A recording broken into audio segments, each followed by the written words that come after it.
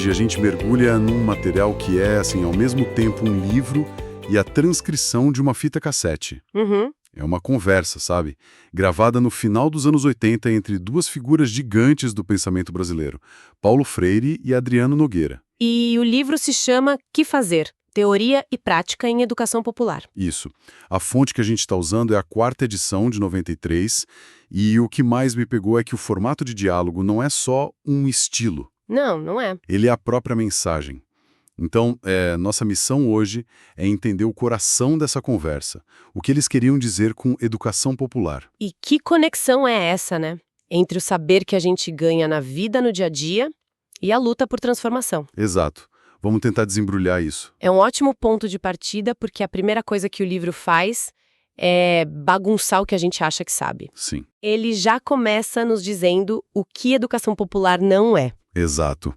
O texto de apresentação do Clodovis Boff já joga um balde de água fria em quem chega esperando uma receita de bolo, né? Totalmente. Ele diz: Paulo Freire não inventou um método.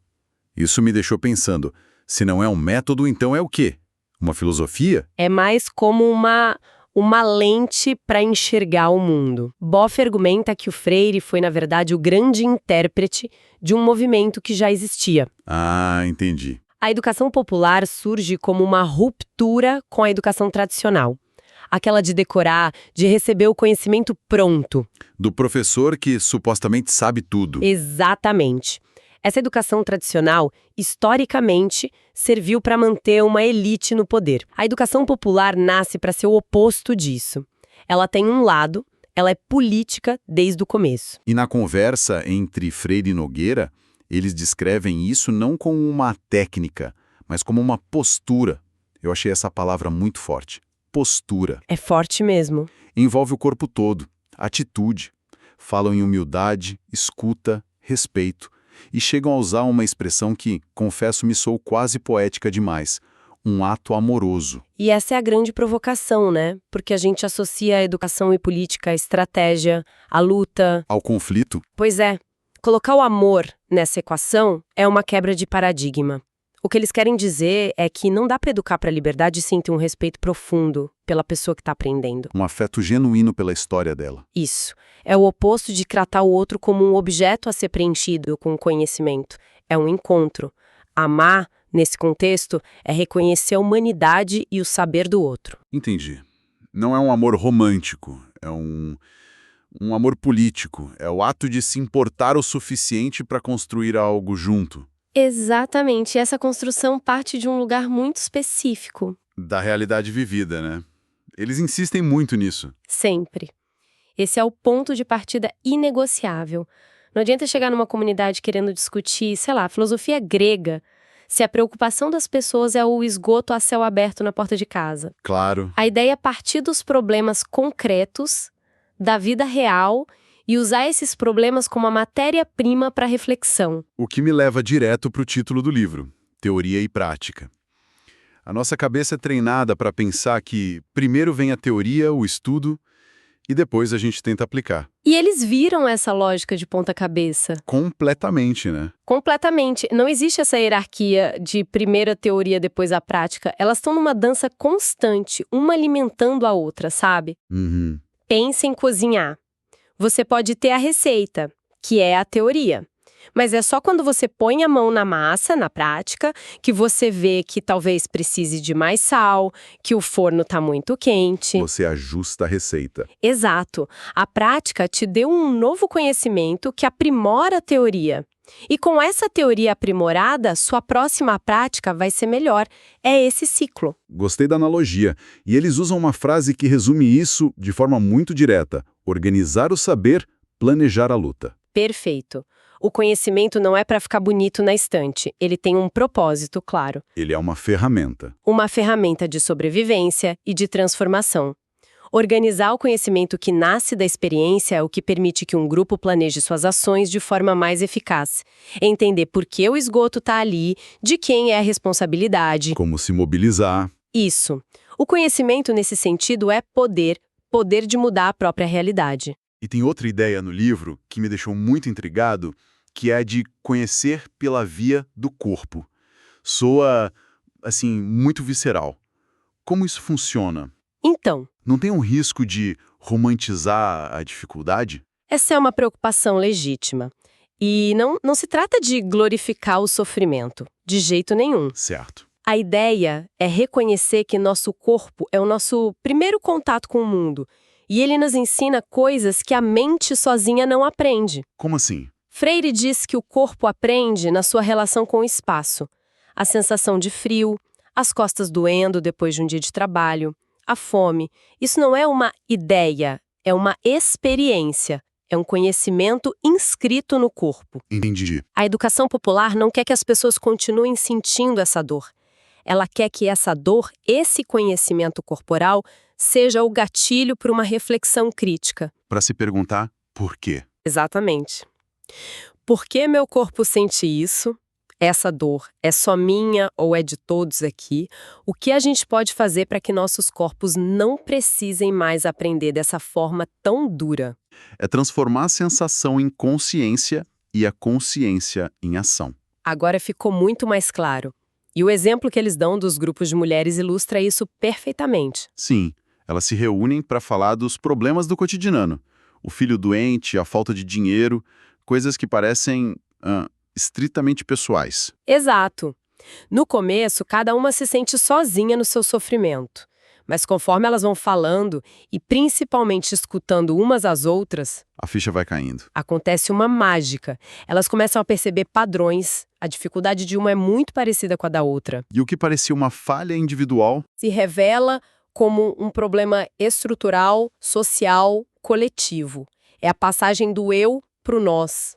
E a pergunta muda de o que eu faço para o que nós faremos. E aqui me chama a atenção é que tudo começa com a conversa, com a palavra falada. Isso me leva para outro ponto que eles discutem. A tensão entre a cultura oral e a escrita. Isso, porque a cultura popular é muito forte na oralidade, né? Sim, Essa é uma das discussões mais ricas do livro. Eles reconhecem que a tradição popular é, em sua maioria, oral. O conhecimento é passado pelas histórias, pelas conversas, pela memória. pela memória. A narrativa, o ato de contar a própria vida, é um exercício poderoso. E aí eles apontam um perigo, que é quase um alerta para intelectuais pesquisadores, a ideia do roubo do saber.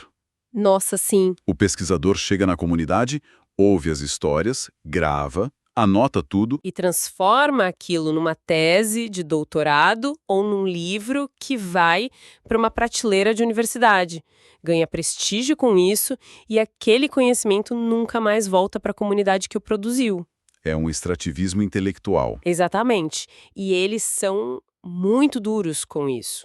O conhecimento produzido com a comunidade pertence à comunidade. Ok, mas aí eu me pergunto sobre o próprio livro deles. Ele é um texto escrito. Ele não corre esse mesmo risco? Eles estavam muito cientes dessa contradição. A proposta deles é que um texto como esse não deve funcionar como um manual de instruções. Não é uma receita de bolo. De jeito nenhum. A função do texto escrito para eles deveria ser outra, funcionar como um espelho. Eles usam uma frase ótima: o texto escrito reaproxima o leitor de sua própria vida. Interessante. A ideia é que, ao ler sobre as experiências de outros grupos, a pessoa olhe para aquilo e pense: nossa, isso parece com o que a gente vive aqui. Ou, eles tentaram essa solução, será que funcionaria para a gente? Então, o texto não dá respostas. Ele provoca melhores perguntas. Ele se torna mais um elemento para o diálogo do grupo, e não a palavra final de um especialista. Faz todo sentido. Ele se torna um ponto de partida para uma nova conversa. E essa ideia de aprendizado contínuo, fora da escola, me leva a um dos pontos que eu achei mais radicais. Qual? A afirmação de que o movimento popular é, em si, uma escola. Sem dúvida. Se a gente junta tudo que a gente conversou, essa conclusão é quase inevitável. É verdade. Se o conhecimento nasce da prática da luta, então os lugares onde essa luta acontece são, por definição, as verdadeiras salas de aula. Uma associação de moradores, um grupo de trabalhadores em greve. São espaços de aprendizado de altíssima intensidade. Exato. E o que se aprende nessa escola não é português ou matemática, imagino. Não no sentido tradicional. Aprende-se a organizar uma reunião, a falar em público, a ouvir o outro, a negociar. Aprende-se a fazer política no sentido mais nobre e prático da palavra. Uhum. O livro diz que é da necessidade de enfrentar os problemas que nasce a educação popular. É um aprendizado que, ao mesmo tempo que transforma o bairro, transforma profundamente as pessoas que participam. Elas descobrem a própria força. Sua capacidade de pensar e agir coletivamente. É como receber um diploma da vida real. Então, amarrando nossa conversa, o que fazer nos mostra que a educação popular não é só um kit de ferramentas pedagógicas. É muito maior, É um projeto político ético. que parte do princípio de que todo mundo sabe alguma coisa e que o conhecimento mais valioso é aquele que nos ajuda a construir um mundo mais justo. Perfeito. Ela inverte a lógica de poder. A pergunta deixa de ser o que eu, especialista, posso ensinar e passa a ser o que podemos aprender juntos a partir da nossa realidade. O centro de produção do conhecimento muda de lugar. Exatamente. Ele se desloca da universidade para a vida, para as lutas, para os saberes das comunidades. É um convite constante para a gente questionar nossa própria prática, não importa qual seja. E para a gente encerrar, deixa um pensamento para quem está nos ouvindo continuar essa reflexão. Claro, o livro é fruto de uma conversa gravada em fita cassete no final dos anos 80. O mundo era outro, né? Completamente. Hoje, a gente vive imerso no universo digital, nas redes sociais, em bolhas de opinião. Isso me faz pensar, como seria uma educação popular para o século XXI? Boa pergunta. Como a gente pode usar essas ferramentas para conectar as lutas e as experiências sem cair na armadilha da desinformação, da polarização? O que significa dialogar e escutar o outro num contexto onde a tecnologia muitas vezes parece desenhada para nos manter separados? Uhum. A provocação de Freire Nogueira sobre a importância do encontro e do diálogo, olha, parece mais urgente do que nunca.